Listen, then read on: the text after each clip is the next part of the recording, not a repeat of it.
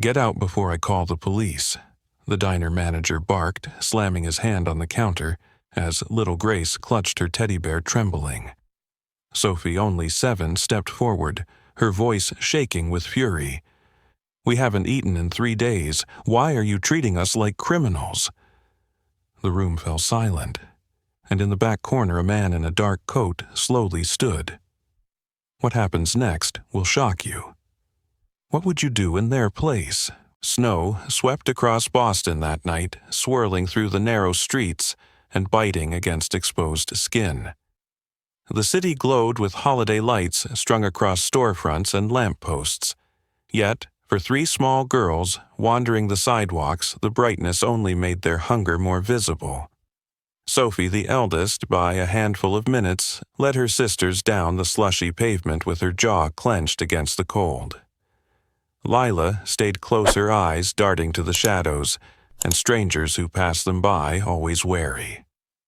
Grace, the smallest, clutched her threadbare teddy bear to her chest, whispering to it as if the worn toy could answer her fears. Their shoes were soaked through their coats, no match for the biting New England air. They had walked for hours with no clear destination, only the hope that somewhere someone might show them kindness. When they turned a corner and saw the warm glow of a diner's neon sign flickering above the door, their pace quickened. Inside, they could see people laughing over steaming plates, couples clinking mugs of coffee, families leaning across booths in easy conversation. The scent of fried fish and buttered rolls wafted out each time the door opened. Grace stopped in her tracks, her small stomach growling loudly. "It smells so good," she whispered wide-eyed. Sophie squeezed her hand and pulled her closer. "Let's just try," she said firmly, though she knew all too well how it might end. Lila's lips pressed into a thin line. What if they call the police like last time? The word alone made all 3 shudder. Police meant being separated, scattered into foster homes, never seeing one another again. Sophie swallowed the fear and forced a steadiness into her voice. "We'll stay together. I won't let them split us up." The bell above the diner door jingled as they stepped inside. The wave of warmth struck them first, sharp and almost painful against their frozen skin. For a brief, fleeting second, it felt like stepping into another world. Red leather booths lined the room. Waitresses carried trays stacked high with plates. The hiss of a coffee machine filled the air. Grace's eyes widened in awe, her fingers tightening around her bear.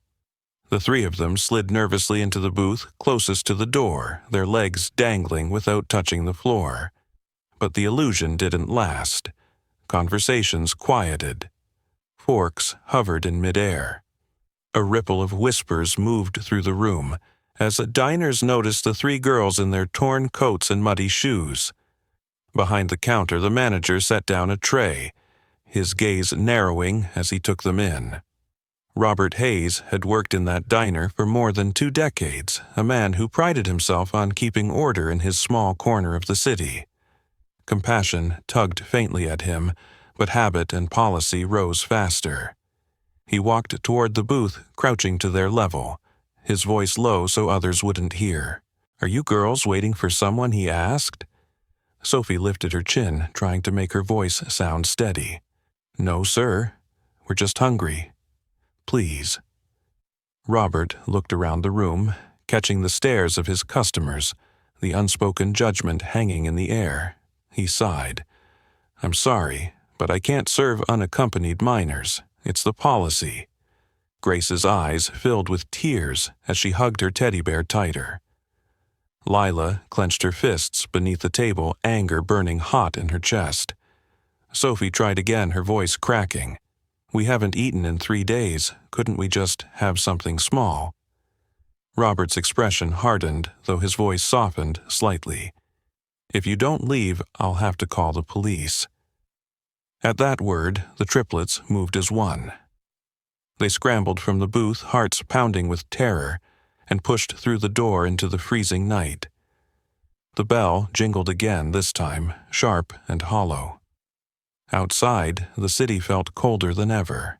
They hurried down the street, breath puffing out in uneven clouds, their eyes darting back, as though flashing lights might appear at any moment. Sophie pulled them into an alley beside the diner, pressing them against the brick wall.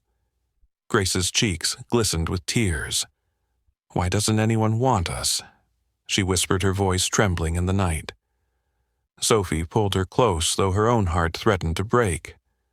What the girls did not notice was the man who had risen quietly from a booth in the far corner. Daniel Whitmore had watched the entire scene unfold, the hopeful steps through the diner door, the hushed rejection, the panic as the word police sent them fleeing. He had dined alone, dressed simply in dark jeans and a wool coat. No trace of the vast fortune he commanded, or the empire he had built from nothing in California years before. Tonight, he had chosen this small Boston diner to escape the weight of boardrooms and headlines. But fate had placed something else in front of him, 3 shivering children mirrors of a boy he once had been. Daniel paid his bill quickly and stepped outside, the cold air slicing against his face. Snow crunched under his boots as he followed the trail of small footprints toward the alley. He stopped at the edge, watching the sisters huddled together. Their coats were thin, their shoes soaked their faces, drawn with hunger and fear. The sight reached into him with a sharpness he hadn't felt in years. For a moment he said nothing, remembering what it was like to be young and desperate to look at every stranger as a potential threat. He knew trust was a fragile thing, easily shattered. So he kept his hands visible and his voice low, careful not to startle them. "Hey," he said softly, stepping forward. The girls turned eyes wide, Sophie immediately moving in front of her sisters like a shield. Daniel offered a small, steady smile. "Don't be afraid. I saw what happened inside. I want to help." The silence stretched between them, broken only by the wind curling through the alley. Grace's stomach growled again, and Sophie's eyes flickered uncertainly between her sisters and the stranger. Daniel's voice remained calm, almost pleading. "I know what it's like to be out here. I know what hunger feels like. Someone once helped me when I thought no one would. Let me do the same for you."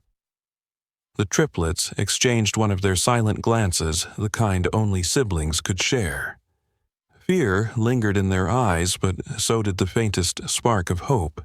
Daniel kept a careful distance as the 3 sisters stared at him, their small bodies tense against the icy brick wall. Sophie stood firm at the front, her thin shoulders squared, as if she could block out the cold and every threat in the world. Lila's dark eyes were narrowed with suspicion, scanning him the same way she had studied the diner before they entered. Grace clung to her bear, the fur matted, and worn her lips trembling as she pressed her face into it for courage. Daniel didn't move closer. He remembered what it felt like to flinch from every adult who approached, wondering if they were there to help or to take something away. "You don't have to run anymore," he said quietly, his breath forming clouds in the frigid air. "I know you don't know me, but I've been where you are." Sophie's jaw tightened. "No, you haven't." Her voice was small but defiant. "You're warm, you've eaten, you don't look like us." Daniel nodded slowly. "You're right, I don't look like it now. But when I was a boy, I was cold and hungry too. I slept on benches, hid in alleys, and prayed for someone to notice me." He let the words hang there, his gaze steady. The girls exchanged a quick glance, that unspoken conversation only siblings understood. Grace peeked up from her bear, her voice barely audible. "What happened?" Daniel crouched, slightly careful to keep space between them. "One night, someone decided to help me. She gave me food, a warm bed, and told me I could be more than the world had convinced me to believe. Because of her, I got a chance to change my life." The triplets were silent. Their eyes flickered with curiosity, but mistrust still wrapped around them like armor. Lila finally spoke, her tone sharper than her sister's. Why us? Why now? People walk past us all the time. Why would you stop? Daniel's answer was simple. Because I see myself in you, and because I promised myself that if I ever had the chance to do what was done for me, I wouldn't ignore it. The wind howled down the alley, rattling loose trash and numbing their fingers further. Grace shivered violently, pressing closer to Sophie. Daniel's voice softened. Come back inside with me, not alone this time. I'll sit with you and nobody will make you leave. Sophie's lips parted as though she wanted to believe him, but her fear clung stubbornly. If you're lying, they'll call the police. Daniel shook his head. If anyone tries, I'll be the one they answer to. And I give you my word you will not be separated. The girls turned inward, their foreheads nearly touching as they whispered urgently to one another. Lila's eyes kept darting back to him, testing every flicker of his expression for weakness. Grace sniffled her cheeks, flushed from the cold. At last, Sophie turned back to him, her chin raised. You promise. The word came out with the weight of every broken vow they had endured. Daniel met her gaze without hesitation. I promise. They didn't move right away, but Sophie's grip on her sisters eased. Slowly, she stepped forward, still keeping herself between them and the stranger. Daniel straightened, giving them space as he gestured toward the diner's glowing windows. Together, they began to walk back through the snow, their small footprints trailing his longer strides. Grace stumbled once, and without thinking, Daniel extended his hand. She hesitated, then slipped her tiny fingers into his. The simple act pulled at something deep in him, a memory of his own childhood hand clutching desperately at kindness. When they reached the door, the bell jingled again, startling the few customers still inside. Heads turned whispers, rows and forks hovered midair as the sight sank in the well-dressed man who had been dining alone, now escorted the 3 ragged girls who had been cast out moments before. Robert Hayes nearly dropped the tray he carried when he saw them. He set it down abruptly and hurried over, adjusting his tie, his face pale with embarrassment. Sir, I already explained to the children. Daniel raised his hand gently, not confrontational, but commanding enough to halt Robert mid-sentence. We should speak privately, he said in a tone that left no room for refusal. The manager blinked, then nodded quickly. This way. Daniel turned to the girls. You can sit at that booth there. I'll be right back and you'll be able to see me the whole time. Sophie hesitated, searching his face for any hint of betrayal. Grace tugged at her sleeve. He'll come back. Lila didn't speak, but her watchful eyes followed him intently as the 3 slid into the booth. Daniel and Robert moved toward a quieter corner. The manager shifted nervously, his hands fidgeting. Look, I have rules. I can't just. Daniel cut in calmly but firmly. I understand rules. But what I saw tonight was 3 starving children begging for a meal. Do you know what their greatest fear is?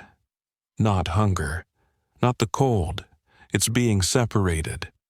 His words struck Robert like a weight, and his eyes flicked to the booth where the girls sat, pressed tightly together. Daniel leaned closer. I'm here now. I will pay for their food. I will take responsibility for them. All I need from you is to serve them with dignity. Robert swallowed hard, his resolve crumbling beneath the quiet authority in Daniel's voice. Of course. If you'll provide your ID, Daniel slid his wallet across the table. Robert glanced at the card and froze. His eyes widened. You're Daniel Whitmore. He had read the name in countless headlines, seen it printed beneath photographs of glass towers and global ventures. Now that face was before him, humble yet unshakable. Daniel inclined his head slightly. Yes, but I would appreciate your discretion. Robert returned the wallet with trembling hands. Of course, Mr. Whitmore. I'll take care of them. He hurried off toward the kitchen, already signaling to the staff. Daniel rose and returned to the booth where the girls sat waiting. Grace's eyes lit with relief when she saw him. Sophie relaxed, almost imperceptibly. Even Lila, though still guarded, leaned forward as though ready to listen. A waitress arrived, carrying bowls of steaming soup, slices of fresh bread, and glasses of juice. The aroma filled the air, and the girls' stomachs growled in unison. Daniel sat across from them, his voice gentle. "Go slowly. When you've been without food, your body needs time to adjust. Trust me, I learned the hard way." They looked at him curiously, their spoons pausing. Lila finally asked, "Is it true you were really like us?" Daniel nodded, breaking bread into smaller pieces for them. "Yes. I know what it means to be cold, hungry, and afraid, and I know how much it matters when someone notices you. That's why I couldn't walk away tonight." Sophie stared at him, her eyes searching for cracks in his sincerity. Grace, her mouth full of warm bread, whispered, "Thank you." Lila still studied him warily, but she said nothing more. As they ate, Daniel listened more than he spoke, asking gentle questions, letting the girls reveal pieces of themselves at their own pace. Their words were halting, at first fragments of fear and memory, but the warmth of the soup and the safety of his presence loosened them. For the first time in a long while, laughter slipped between them, small, uncertain, but real. Daniel leaned back, watching them, a quiet vow forming in his chest. He had been given a chance once, and it had changed everything. Tonight, fate had given him 3 chances at once, and he would not waste them. The city was quieter by the time Daniel guided the triplets toward his car. The snow had settled into a steady fall, blanketing Boston in white, softening the sounds of traffic and muffling the hum of neon signs.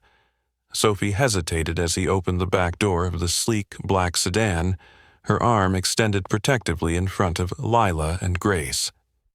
The interior looked too polished, too unfamiliar, as though stepping inside would erase the fragile courage she had managed to summon. Daniel crouched down so his eyes were level with hers.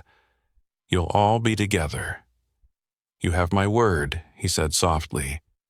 Something in the steadiness of his tone and the way he didn't push but simply waited made Sophie finally nod. She helped Grace climb in first, then followed with Lila close behind. The drive out of the city was long, the glowing lights of downtown giving way to quieter neighborhoods, and eventually to sprawling estates outside Cambridge. Grace fell asleep quickly, her teddy bear tucked beneath her chin, her small head resting against the window.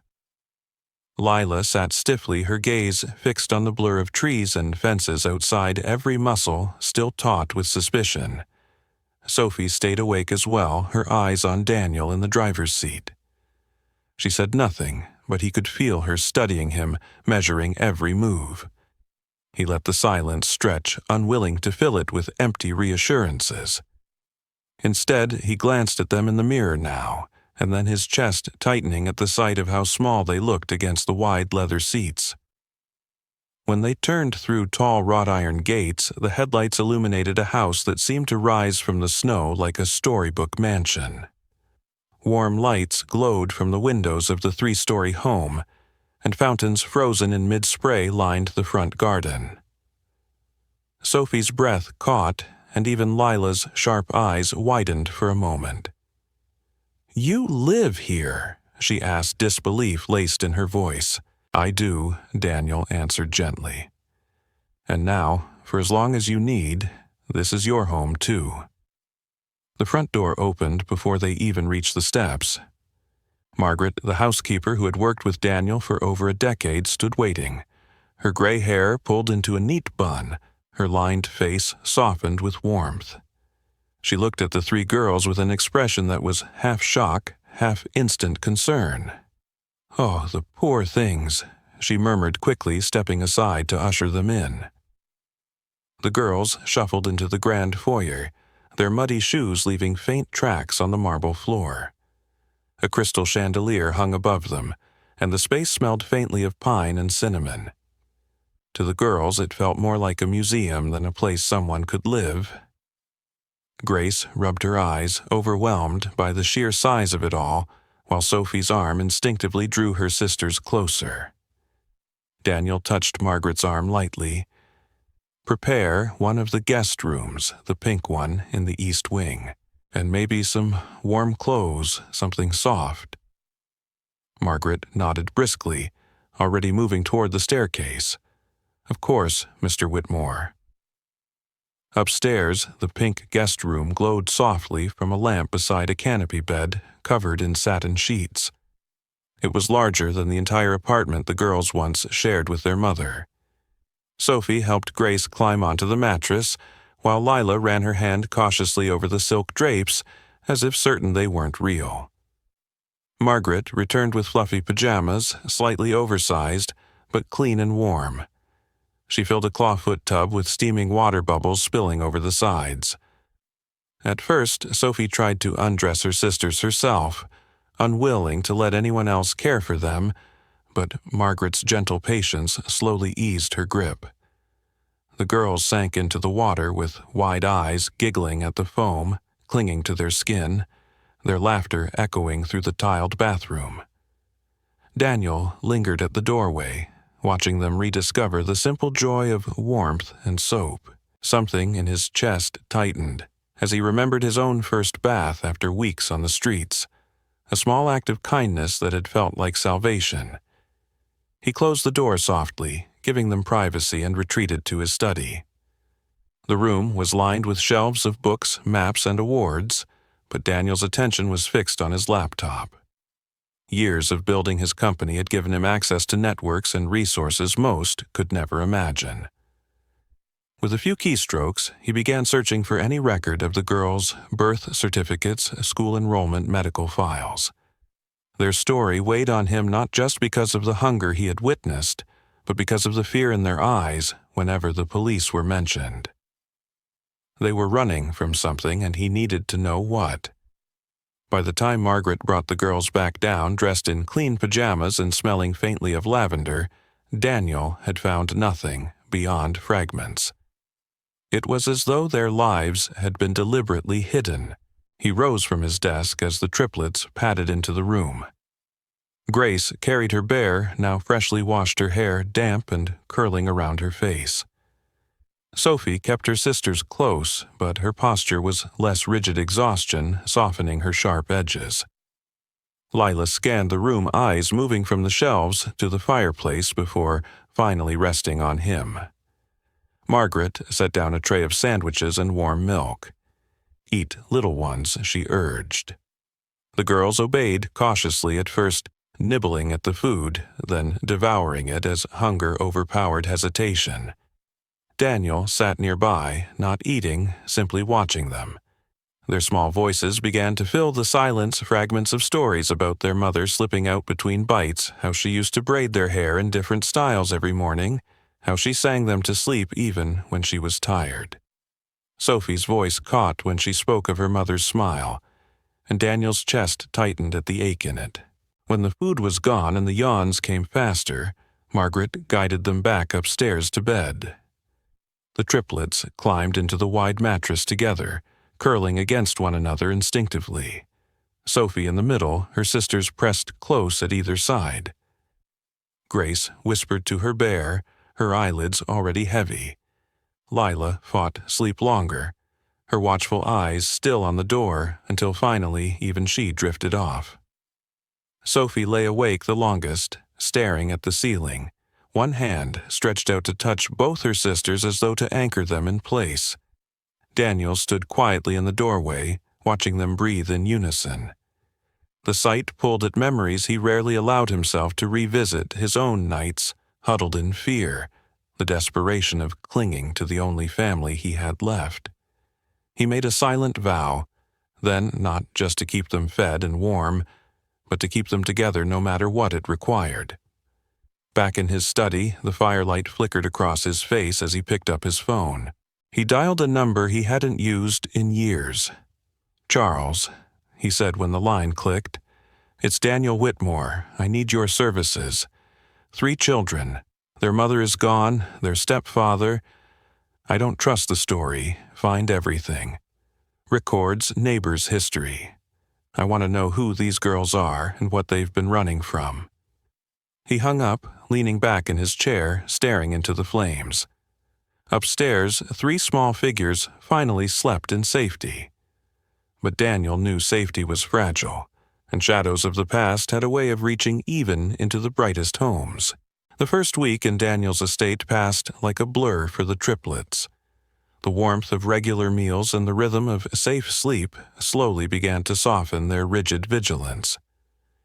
Grace discovered the library and clutched picture books with the same devotion she had once given her bear.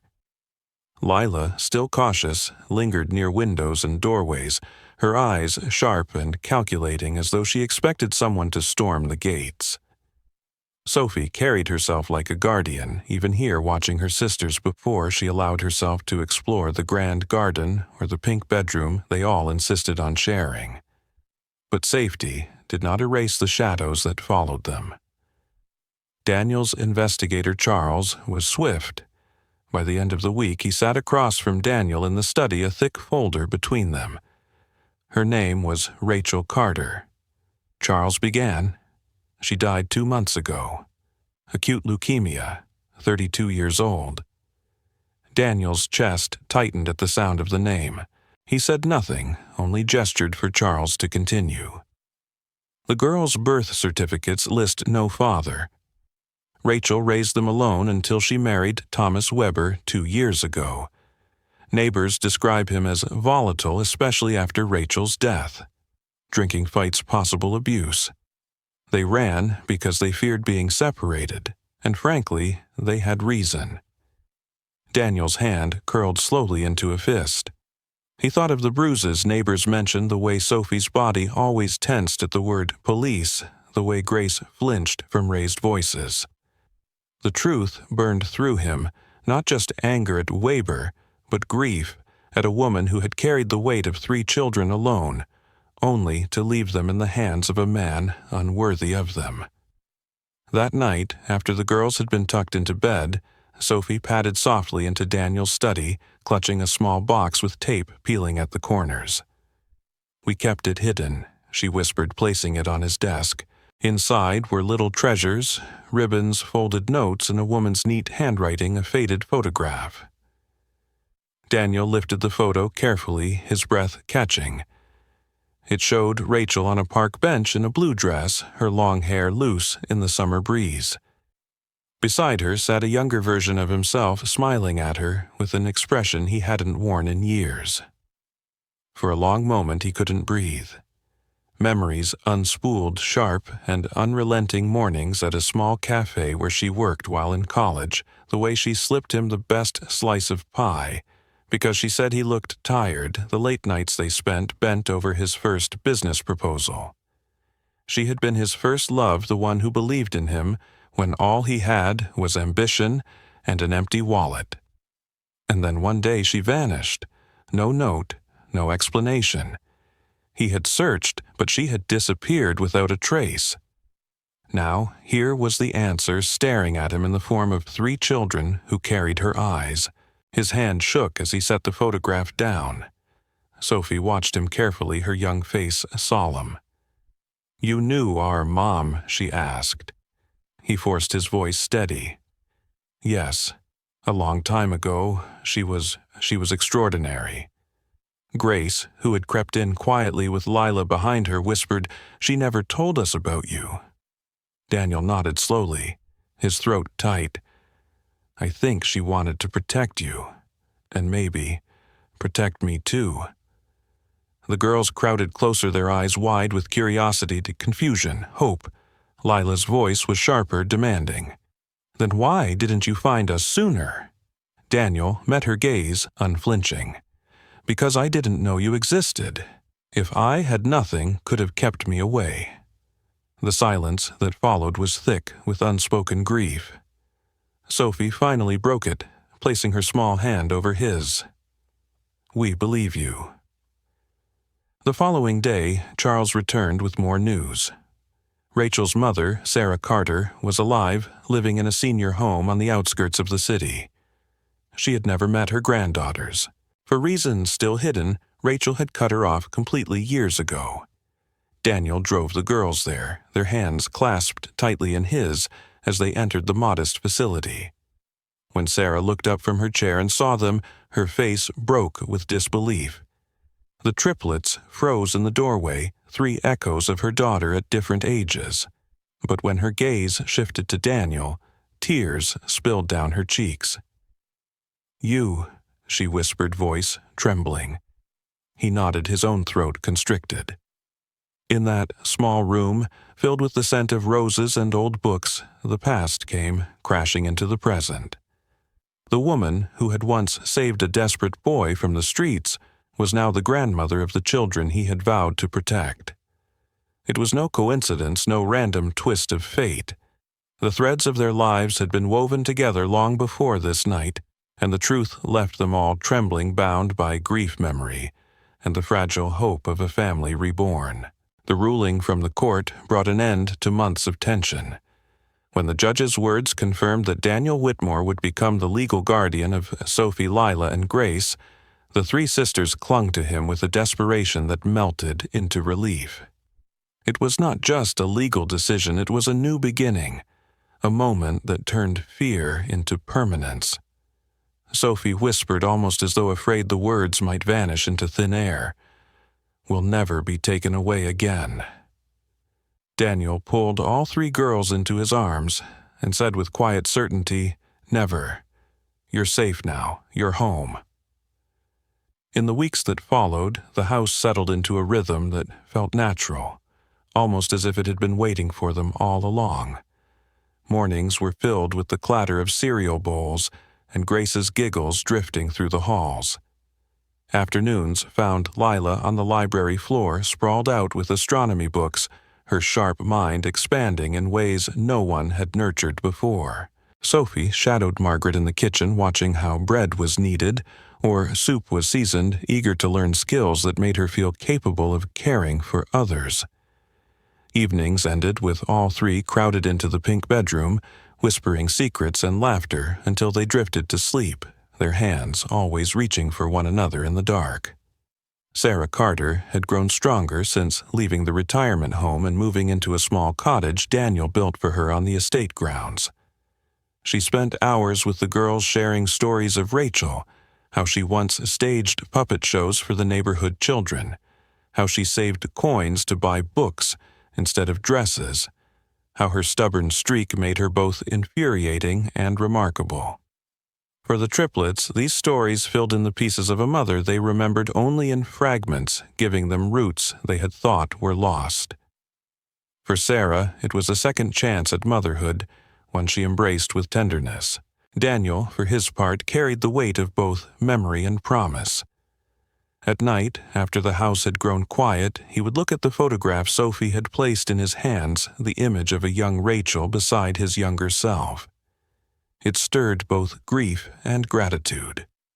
Grief for what had been lost, but gratitude for what had been found, 3 lives entrusted to him, and a family he never imagined he would have. It was during one of those nights that the idea for the foundation was born.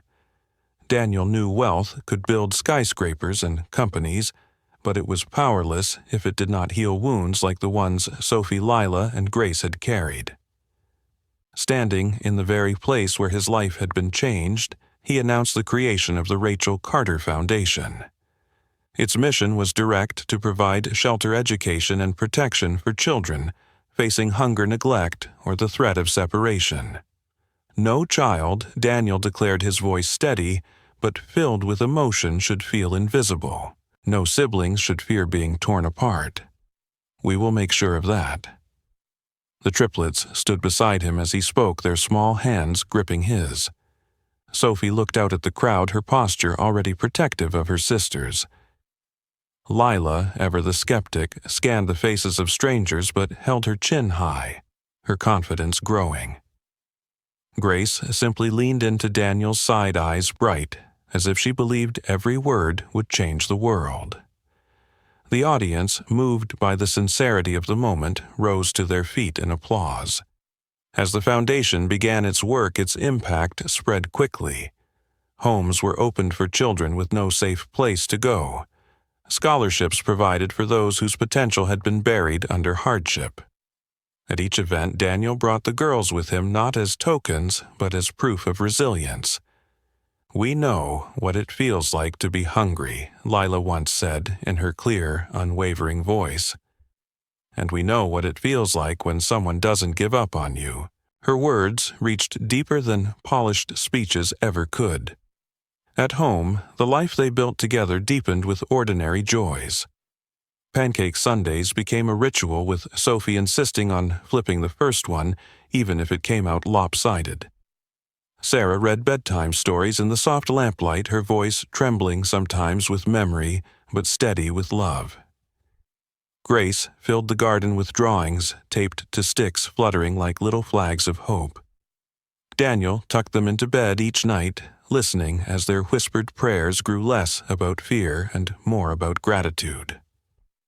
One summer evening, as twilight painted the sky, Daniel stood by the garden, watching the three sisters chase each other among the roses Sarah had planted.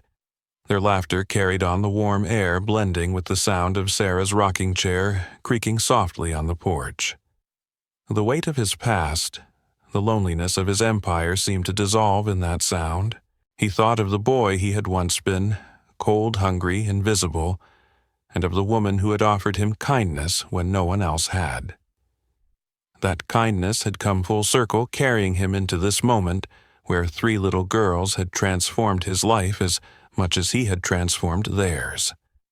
Legacies, Daniel realized, were not measured by wealth or monuments. They were measured by promises kept by lives restored by love given freely. Rachel's story had not ended with loss. It lived on in Sophie's determination, in Lila's fierce intellect, in Grace's boundless heart.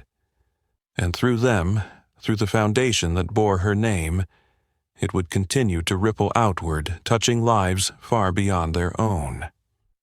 As the stars emerged above the estate, Sophie ran up to him, her sisters close behind their cheeks, flushed from play. "Daddy," she said, slipping her hand into his, "we're happy."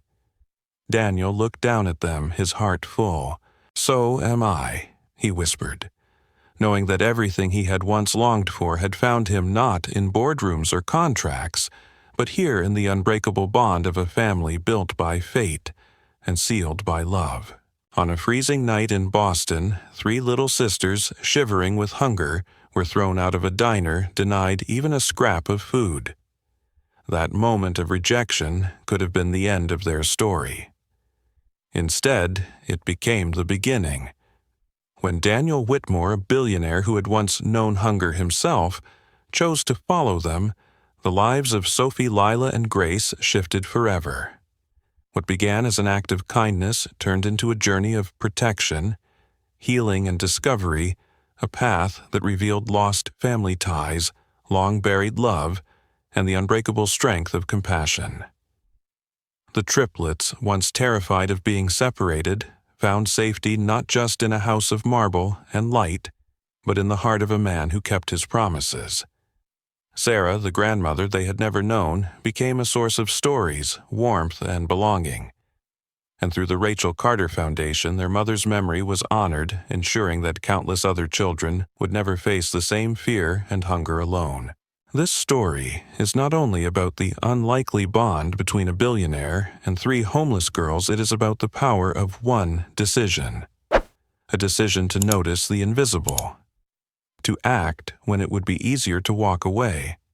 To give when the world expects you to stay silent.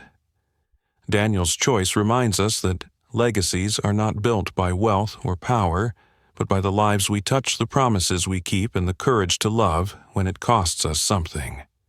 In our lives today, we may not stand in Daniel's shoes, but we encounter people every day who carry unseen burdens. A kind word, an open hand, a willingness to listen. These small acts can be the turning points in someone else's story. We never know when our compassion may become the very thing that saves a life. If this story moved, you share your thoughts in the comments and let us know what lesson you take from it. And don't forget to subscribe to the channel. Your support gives us the strength to create more stories that inspire, heal, and remind us of the extraordinary power of kindness.